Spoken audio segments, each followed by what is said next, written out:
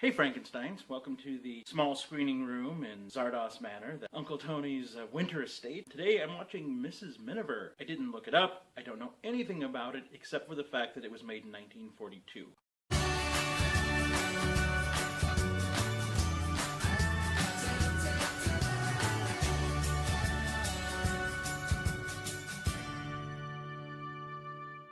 Here's what I expect to see. Pterodactyls, explosions, dinosaurs, machetes, psychedelic, crazy, star power ships. Mrs. Miniver to the extreme!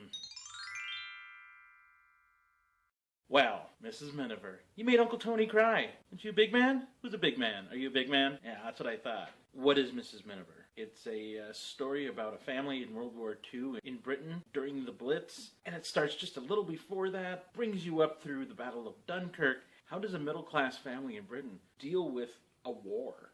The opening of the movie deals with Mrs. Miniver, Greer Garson, and her husband, Clem, played by Walter Pidgeon, kind of dancing around the issue that she bought a hit. He just bought a new used car. How are they going to afford to pay for this? And there's also a rose cultivated by the station master, Mr. Ballard, played by Henry Travers, who you might recognize as Uncle Billy, the worst character in the history of cinema from It's a Wonderful Life. Uncle Billy just loses all the money. Spoiler. So he makes this rose, and because she's the person that always has a smile for him, always has time to hear him talking, he named the rose the Mrs. Miniver. This is a good chunk of the movie. And then war. And how does the family deal with war? And how do the children deal with war? And what's expected of you? How does it affect the next generation? How does it affect Vin Miniver, their son, who is coming home from Oxford, who has so many ideas? Well, he joins the RAF, and there's so much talk about how he might not come back and how they're going to deal with it. But that's not going to let them stand in the way. Not stand in the way of love, and him marrying his childhood sweetheart, Carol Belton, played by Teresa Wright, who again just has the most beautiful smile. So she becomes the third Mrs. Miniver. The only thing standing in the way of these kids' love, and besides the war, is Carol's grandmother, Lady Belton, played by Dame May Whitty. She was married when she was younger, and she was too young. She was 16, and her husband died in the war. And they decide for these kids that they're going to have to keep their differences aside, because in the end, we only have a finite amount of time. This film is a piece of pure propaganda. It's not me saying it, that's the director, William Wyler. He could see that Hitler was really a problem.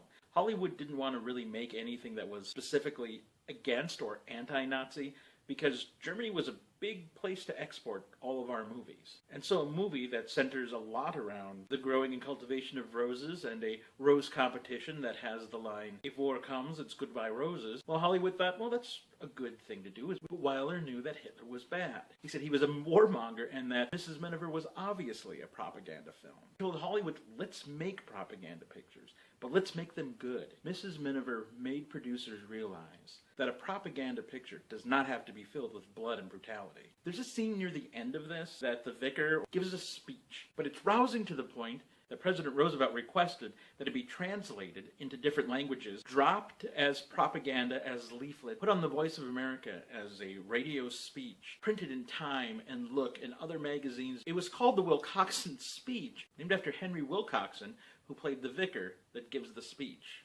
Hitler's own propagandist, Joseph Goebbels, said of Mrs. Miniver, shows the destiny of a family during the current war, and its refined, powerful propagandist tendency has up to now only been dreamed of. There is not a single angry word spoken against Germany. Nevertheless, the anti-German tendency is perfectly accomplished. So this is propaganda without there being a heavy feeling of propaganda. All they're showing you is how a family deals with the war. I mean, we do have the Blitz. We see what happens to the houses. Part of the film is a pursuit of a downed German fighter pilot. When we see him, he's not portrayed the way you might think he would be.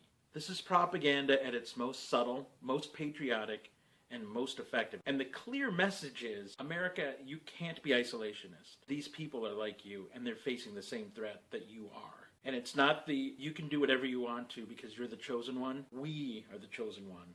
The citizens. This message was so powerful that Winston Churchill once said, "This film has done more for the war effort than a flotilla of destroyers." I haven't seen this written about, but something that struck me was how similar this was to Gone with the Wind. Gone with the Wind deals with the American Civil War, and Mrs. Miniver deals with the opening months of World War II. The strong female lead that really push their families forward, that are very important to the daily workings of keeping things normal. Place is so important here. Where Terra is the plantation of Scarlett O'Hara, the Minivers have starlings. It's a place that's named. It's a place that is important through the whole story of this film. Not only when it's at the most beautiful, most palatial, but after the war has taken its toll. These are two movies that deal with war, and neither of them really have any battle scenes. Gone with the Wind shows nothing. It shows the fire of Atlanta burning. It doesn't show it being set. There's a person getting shot, but it's not on the battlefield.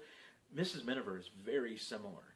You see bombings going on. You see one shot of a dogfight that lasts for less than a second. And the entire Dunkirk evacuation, which Christopher Nolan is doing his entire movie. You see the men going in with their boats and then the husband talking about it later on. Any kind of fighting is completely skipped. It's all, in both of these movies, about humans and how they deal with the tragedy of war and how it affects their surroundings. I guess I'm surprised and kind of shocked that I knew nothing about this movie, because not only is it good, and it is really good, it's an important film. This is a film that helped raise morale in Britain.